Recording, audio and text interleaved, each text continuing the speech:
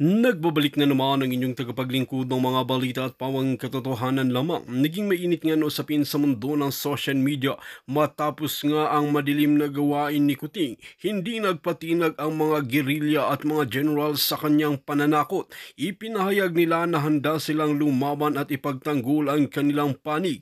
Hindi nila hahayaang gumamit ng lahas at pera si Kuting upang makontrol ang lahat. Ang tensyon sa pagitan ng dalawang kampo ay patuloy na tumitindi.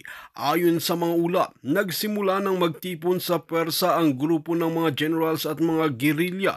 Nagkaroon ng mga pagpupulong upang planuhin ang kanilang susunod na hakbang. Samantalang si Kuting ay patuloy na gumagawa ng paraan upang ipakita ang kanyang lakas. Ngunit sa kabila ng kanyang mahakbang, hindi na natatakot ang mga kalaban. Maraming mamamayan ang nagkakaisa sa panawagang wakasan ng pamamayani ni Kuting. Ang iba ay takot sa posibleng pagsiklab ng isang madugong labanan. Gayunpaman, determinado ang mga gerilya at mga generals na ipaglaban ang kanilang prinsipyo. Ayon sa kanila, hindi na sila maaaring magbulag-bulagan sa mga ginagawa ni Kuting. Habang lumilipas ang mga araw, lalong umiinit ang tensyon sa pagitan ng dalawa. May mga ulat na nagsisimula ng mag-deploy ng puwersa sa ilang lugar. Ang bawat kampo ay patuloy na naghahanda sa posibleng sagupaan. Hindi na ito simpleng away, kundi isang tunay na digmaan para sa kapangyarihan. Ngayon, ang tanong sa lahat ng ay simple. Sino ang mananatili at sino ang babagsak? Well mga kaibigan, para nga sa karagdagang impormasyon, panoorin nga natin ang buong video. At kung bago ka lamang sa aking channel, huwag kalimutan i-click ang subscribe button at notification bell para lagi kang updated sa ating mga bagong video. At para sa sulit viewers natin dyan, maraming salamat sa walang sawang pagsuporta. Any institution, any force that will try to mangle the Constitution. Okay, kayong mga MUP, make sure that you know what is happening. You take a stand. You pick a side. Side with the Filipino people or you side with the culprit. Sa mga magnanakaw, sa mga abusado. There's only one side na tama. Isa lang ang tama na side. And that is the side of the Filipino people. Imploring the aid of Almighty God. Na gusto lang yung ideals natin. Kaya natin kinreate itong bansa natin. Kahit tayo na dehado ng 400 years sa Kastila, 50 years sa Amerikano, 5 years sa Hapon. Kahit tayo na hanggang ngayon ang dehado tayo ng mga, dahil sa mga politiko, another 50 years. There is something in this country worth fighting for. This is our home. Ito ang ugat natin. Ito ang ugat ng mga anak at mga apo natin. Marami nang namatay para ipaglaban ang bansang Pilipinas. Kaya yung henerasyon natin ngayon, sa atin pa ba magbabago? Sa atin pa ba tayo bibigay? Hindi. Nandun na tayo inabot tayo ng panahon. Yung dami ng dumaan na taon na yan, we were so complacent. And even our forefathers were complacent. Yung mga tatay natin, mga lolo natin, they were complacent, some of them. Iba lumaban. Now, nag-abot-abot na, kaya tayong binagsakan ng problema. And we will overcome if we just band together. May mga nagsasabi na isang oras na naman ako. Nasaan na yun? Ay, naku, nawala na naman. May mga nagsasabi na mga military na may pinirmahan sila na ang gusto tanggalin si Inday Sara as the Vice President. At the same time, tanggalin si Speaker Romualdez. And then, parang itinatago yun nila si BBM. Mag-ingat kayo ha, mag-ingat kayo. Kasi, itong administration na to, ibang klase kumilos eh. Ibang klase. No? Maduming lumaro. No? Gagamitin nila yung ano ng taong bayan. No? Luluko-lukoy nila ang taong bayan na kukunin para mag-weekend yung mga nasa tama. So, iba sa inyo gusto si Inday. Constitution. Ganon kami. Ganon ang FGF. Constitution. No choice. Si Inday eh. No? Bakit? Si Inday. Ito tandaan nyo ha. Bakit Constitution? Pwede namang hindi tayo. Pwede naman hindi si Inday. Pwede naman yan. Yung iba, ganun ang dahilan. Pwede naman ikaw na lang. Ikaw na lang. Supremo, ikaw na lang. O nga no, sarap ba? Pucha, ako na maging ano, di ba? And then they will entice you. They will entice me na ikaw na lang, Supremo. Hindi ako naniniwala sa ganun. Sabi sa inyo, hindi ako basta-basta eh, na bumibigay sa ganun. Sa tukso, hindi. No? Kahit mahaba yung buntot ko, may tinidor ako at may sungay akong parang kalabaw, hindi ako bumibigay sa tukso. Ako'y nanunukso. Ako'y nanunukso. Lalo na kung ano, chicks, no? De, joke lang yan. You know, hindi ako pwedeng makuha sa basta-basta tukso, power, money, no? Babae. Kahit babae, magubat sa harapan ko, hindi ako nagpapatukso. Marami na akong dinaanan na ganon. Hindi ko lang kukwento, di ba? Kawawa naman yung girl, no? Pero may hubad na eh. Sasabihin ko, umuwi ka. Gaganong pa ako, umuwi ka. Magrosaryo ka ng hindi lang 1 beses, 5 beses, ha. Ulit-ulitin mo rosaryo, magdasal ka. Huwag mo ko demonyohin. Ganun ako. Meron pa ngang may mga kwento eh. Yung kwentuhan namin ng mga OFW eh. No? Hubad na eh. Hinubara na ako eh. Hubad na rin siya. Tapos nun eh, ano na. No? And then, to the point na sabihin, bakla ka ba? Hindi ako bakla. Pero iniisip ko yung mga uod, iniisip ko yung nanay ko, pinapagalitan ako nung bata ako, iniisip ko yung latrine ng army na bombs away, di ba? Pagka may 2 plank, nakalagay ka doon. Pagka magbabawas ka, angat ka ng konti kasi tatalsik sa'yo eh, yun sa ilalim. Tapos unahan yung mga uod, ang lalaki, ganyan. Iniisip ko yan para yung kung ano man yung hard-on, yung lalambot. Bakla ka ba? Hindi. Lalaki ako. Kaya nga lang, that's discipline, no? Hindi ako basta-basta makukuha sa whatever. Ngayon, yung offer na ikaw na lang, very enticing yun, pero ayoko. Bakit Constitution tayo? Hindi ka magkakamali sa Constitution because it was ratified by the Filipino people. For a start, okay yun, 1987. Even if it has mga flaws, ilan ang gusto diyang palitan. Ako, aminado, dapat palitan yan eh. Palitan yung ibang provisions, hindi yung entirety ng Constitution. Because kung tanggalin mo yan, magkakaroon ng vacuum tayo. Kinakailangan, utik-utikin mo. You have to start from something. So, okay na yung preamble, okay na yung Declaration of Principles. Kaya kinakailangan lang yung implementing ng mga provisions, ayusin natin. Like, kunyari, yung party list, tanggalin dapat yan. Nag-bloat masyado yung Congress natin, 300. Minimaintain natin yung Congress as if ang yaman-yaman ng bansa natin. Tama na 81 na congressman. Ay, nako.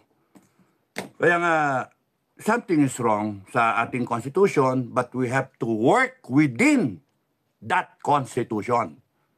Yung pagkakaiba kasi ng ibang tao, gusto tanggalin buo yung Constitution. What for? Bakit? Mas magaling ba tayo para tanggalin natin yung buong Constitution? It was ratified by the Filipino people in a plebiscite in 1987. Huwag sana nating isipin na magaling tayo ngayon and then ihetsyopuwera ninyo yung kagustuhan ng nakakaraming Pilipino. That is the logic, the essence of ratifying a constitution. You don't change it overnight because of a revolutionary government. You have a revolutionary government to rectify lahat ng mali. Pero yung totally scrap mo yan and then adapt a constitution, maniwala kayo sa akin, kokopyahin nyo rin yan. Kokopyahin nyo yung nakaraan. Ganun na ginawa sa 1987, kinopya yung 73, kinopya yung 1935. Para lang hindi malata, pinalitan yung ibang salita. Imploring the aid of divine providence, ginawang imploring the aid of Almighty God. Same meaning. iniba lang para lang merong bagong constitution. Sa tingin nyo ba yung maggagawa ngayon ng bagong constitution, yun yung gusto ninyo? You know better? Because you cannot change an ideal. You cannot change the will ng taong bayan. You can change the word na ginagamit. O, isipin nyo ha. Kaya yung constitution na gusto nyong baguhin, hindi pwede. We have to start with something. And that is the constitution which was ratified by the Filipino people. Kahit saan yung argumento, daanin, kahit sinong judge, sinong lawyer, hindi mo pwedeng basta-basta itapon sa basura yung 1987 Constitution because it is unconstitutional. Okay? It is unconstitutional. You have to respect the will of even dead Filipinos who made an effort na i-ratify yan. You have to respect the dead Constitutional Commission members, some are still alive, to make that constitution, no matter how flawed, it was ratified.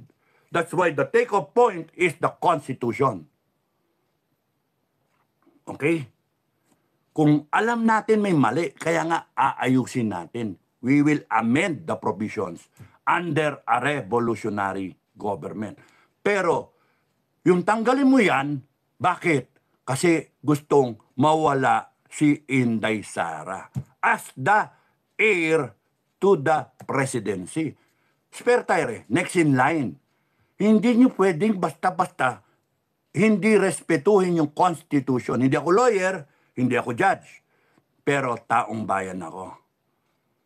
I represent even the dead Filipinos at babangon ko ang dangal nila kung kinakailangan magpatayan tayo just to respect the Constitution. Kasi kung hindi mo re-respetuhin yan, hindi mo nirespeto yung sinabi kong mga bumuo niyan, yung mga nag-ratify niyan at naniniwala dyan. Kasama na yung 32 million na bumoto kay Inday Sara. You cannot just disregard the 32 million Filipinos who voted for Inday Sara. Ay, bakit yung kay BBM? O 31 million bumoto dyan. Isa na nga ako eh. Oo. Pero, I can go out and say, tarantado ka, you are terminated, gago. Nilagay mo ang Pilipinas sa peligro. Pwede kong gawin yun. Pwede ko rin gawin yung kay Inday. You are terminated. Pwede ko sabihin kay Inday yun. Eh, ba't ko ite-terminate isang tao na wala akong nakita kundi maganda? Maganda na nga yung tao. Love you. We love you. Joke. Makalimot. Maganda na nga yung tao, may karisma, tapos panay trabaho lang. Eh kayo panay magnanakaw. Tapos ang masama sa inyo, yung pagnanakaw nyo, ibibintang nyo pampilit dito sa tao. E di magkaalaman na lang tayo, maglitawan tayo. Lahat ng para kay Inday, lumabas kayo. Lahat ng para kay Bongbong, lumabas kayo. You die for him, we die for Sara. Ganun lang. Mas masarap pa. Tandaan nyo lagi. Ha? Lagi nyo, huwag nyo kakalimutan yung sinabi ko. AFP-PNP, lahat ng Pilipino, mas matamis pa ang mag-civil war tayo kesa walang kalaban-laban, maging narco-state tayo, komunista, at plundered country tayo. Doon ako sa may laban. Okay? Mag-upakan tayo, at least you fight for something. You fight for the wrong, bahala kayo. Ako, I will fight for what I think is right. Sa Constitution ako. I will fight for the Constitution because it respects the Filipino people. Ngayon, kayong lahat nasa ilalim na I will uphold the Constitution, anong ginawa nyo? Binastos nyo, binastardize ninyo, binaboy ninyo. Kaya kami aalsa. Yon, maliwanag. Kaya ako tatayo para ipahiwatig sa inyo, tama na, hindi pwedeng ginagawa mo, BBM. You are fired. You are terminated. Sa takdang araw, pinapalipas ko lang ang holiday season. Hindi mo naman pwedeng sabihin sa lahat, lumabas na eh. Pinapalipas ko lang yung holiday season at nagko-condition lang ang mga tao. Paglabas ko, labas ang mga tao, yung naniniwala sa akin. Ngayon kung walang gustong maniwala, di bala kayo, bansa nyo yan eh. Basta ko, masasabi ko sa mga anak ko, pinaglaban ko. Ha? Tayong mga senior, tayong mga MUP na retired, maraming salamat sa sumusuporta. Maraming salamat sa nagsasabi, sir, sama kami sa iyo. Maraming salamat, much appreciated. At kahit sa mga civilian na volunteers, kahit sa mga retired na mga government employee, teachers, everyone, maraming salamat sa inyo. Mabuhay kayong lahat kasi pinaglalaban ninyo ang bansa ninyo. Pinaglalaban ninyo yung tama. Kailan magiging tama yung droga? Kailan magiging tama yung pagnanakaw? Ha? Sa private company nga, magnakaw ka na 1,000, anong mangyari sa'yo? Terminated ka. Siyempre, pag-explaining ka, hindi mo ma-explain. Oh, wala ka resibo. Oh, ninakaw mo eh. 1,000 pesos, tanggal ka. How much more kung bilyon-bilyon ang ninakaw na hindi ma-explain? Nasaan yung ginto? Nasaan yung PhilHealth? Nasaan yung sa PCSO? Ha? 1.7 billion tinamaan last year na issue in 2023, December. 1.7 billion in jackpot money. Akalain mo hawak na nila yun and then kinumit nila ginawang jackpot. Dapat yun papasok na sa National Treasury eh. Hindi. Mga magnanakaw talaga. Kinumit nila and then natamaan. 5 game sa loto. Tamaan ng 1 buwan, less than 1 month. 3 linggo, ganon. Imposible yun. Statistically impossible yun. Kahit sinong mga genius sa math, sasabihin sa inyo, that is statistically impossible. Ay, nako. O pinakamalapit na sa niya, statistically improbable. Imagine yun, limang 1.5 billion, plus yung dalawa, tigo 100 million. That's 1.7 billion. Naman, December, lahat. Loan better. Hanip yan. Kaya nga, something's wrong. PhilHealth. Ano nangyari sa PDIC? Ano nangyari sa flood control? Walang bakal? Walang investigasyon? Ngayon, meron pang flood control? Ano nangyari sa Resolution 10? Kayong mga congressmen, akala ninyo okay na kayo sa akin? Hindi kayo okay sa akin. Lahat kayo, for that matter. Regardless kung kampi kay Inday o Duterte o kampi sa Taong Bayan o kampi kay BBM. Isa lang ang Resolution 10, lahat kayo nakinabang. 2012 pa yan. Ano na ngayon? 2025. 13 years. Kung yung pera na kiniklear ninyo lahat pumasok sa tama, siguro naman ang dami nun, trillion siguro yun, ang dami nang nagawa. Ilang airport na yon, ilang infra, ilang kalsada, ilang equipment sa armed forces. Meanwhile, ang armed forces kayo, masaya na kayo sa 35 billion ng tokwa. Kaya, people in the armed forces, kayong matitino ang isip. Ha? Kayong mga aligned sa taong bayan, you go out, wear your white ribbon. Sorry sa tumatawag, sorry. You wear your white ribbon. Na? Kayong mga taong bayan na lalabas, you bring a white ribbon that you can give to the members of the armed forces or the PNP who are there in the vicinity. Kung ayaw isuot, kalaban yan. Kung sinuot, kakampi yan. You protect them. Okay?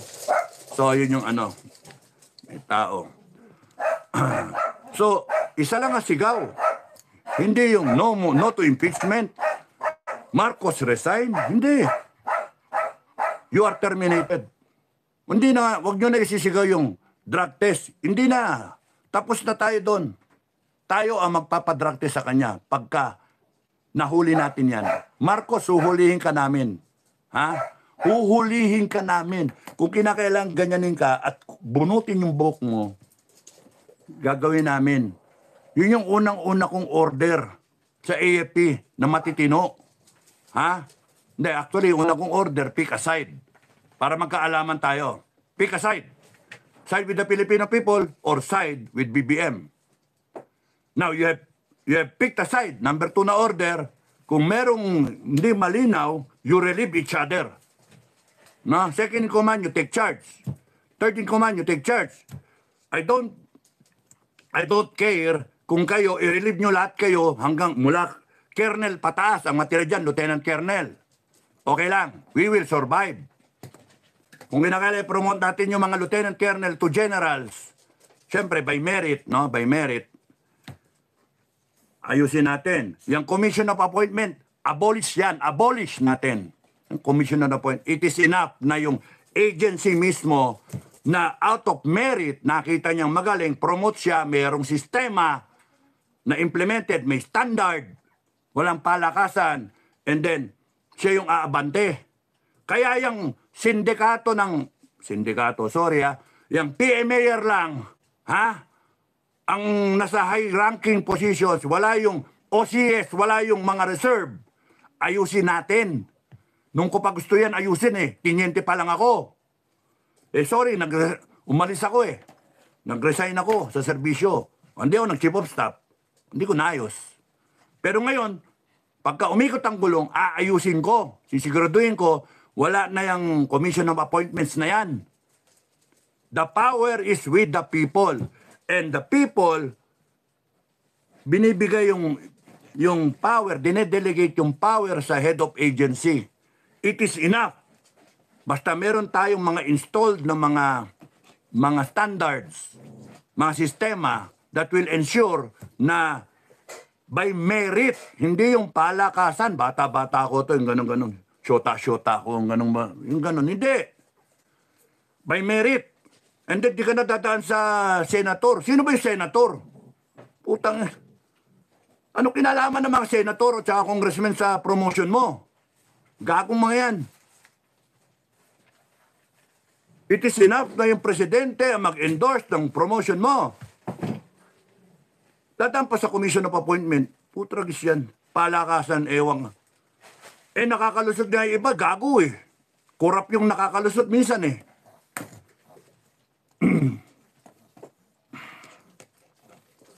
Tanungin niyo ako kung paano ayusin yan.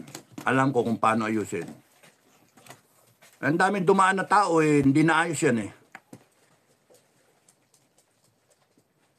Imagine that, ano? Commission of Appointments. And Gina Lopez. Hindi pumasa. Nakailan? Nakatatlo. Pasada sa Commission of Appointments. Duterte na. Ano siya kanya? Duterte na. Tapos nun, hindi naman pumasa. Bakit? Kasi nga, may mga interest, yung mga may kapangyarihan sa Commission of Appointments tungkol sa mining na babawalin ng Gina Lopez. So, walang kakwenta-kwenta yung Commission of Appointments na yan. Vested interest nila. Kaya, tanggalin dapat yan. Anyway, marami pang dapat pag-usapan, marami pa dapat pero ang sa akin, inaano ka lang, isa lang ang sigaw. Isa lang ang sigaw. You are terminated. Yun na lang. Para sa amin, para sa FJF, yun lang ang sigaw ko. Pagka tumayo ako, yun lang ang sigaw ko. You are terminated, lahat kayo. Na? AFP, PNP, pick a side. Taong bayan, or dito kayo sa bangag. Diyan kayo sa mga magnanakaw.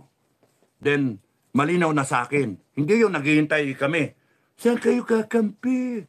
Kumilos naman kayo. Alam niyo ba kung December pa kayo kumilos last year, hindi na nawala yung ginto. Hindi na nawala yung PhilHealth. Hindi na nawala yung Maharlika Fund. Hindi na nawala yung puta ng, yung bakal sa flood control. Yung PDIC.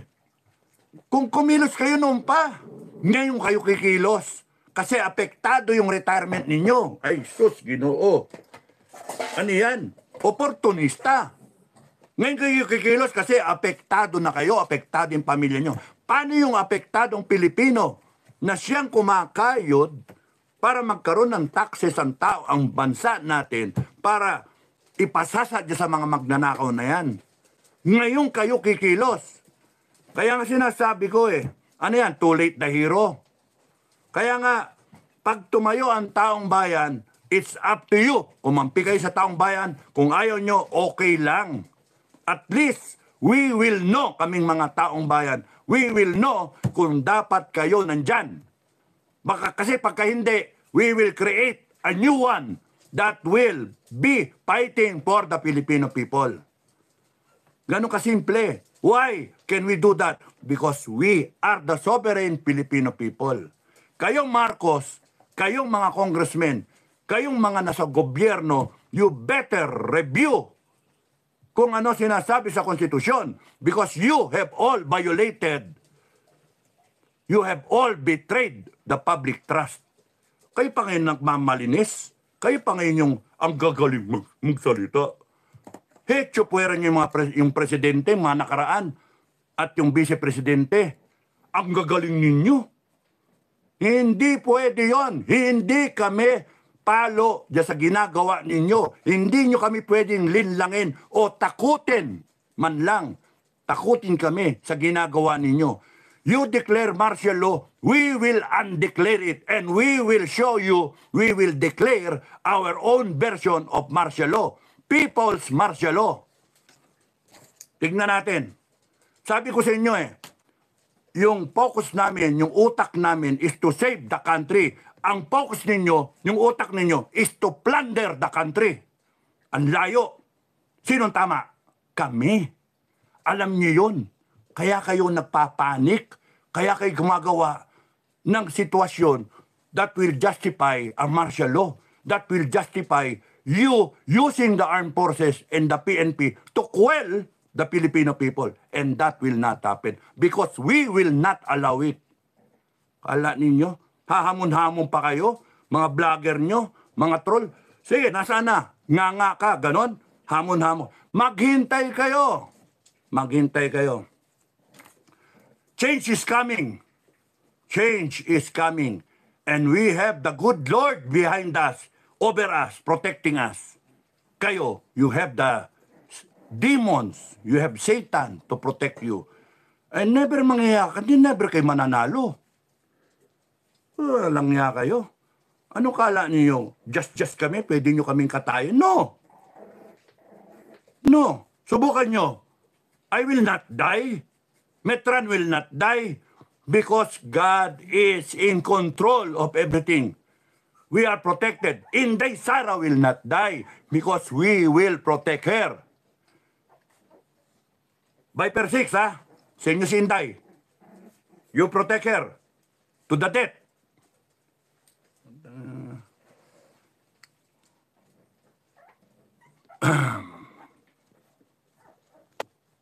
So, yung mga troll dito, screenshot ninyo, ha?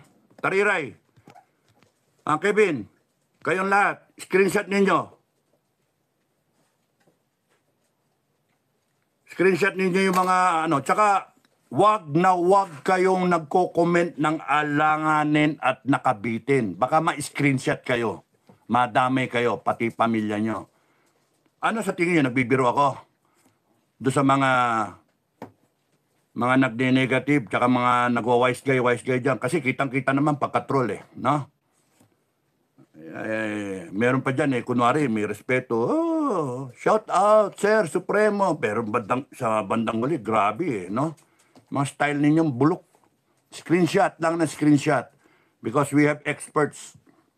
May mga eksperto tayo para matuntun kung nasaan yung mga yan. Kahit saang bansa kayo nakatago, tutuntunin namin kayo.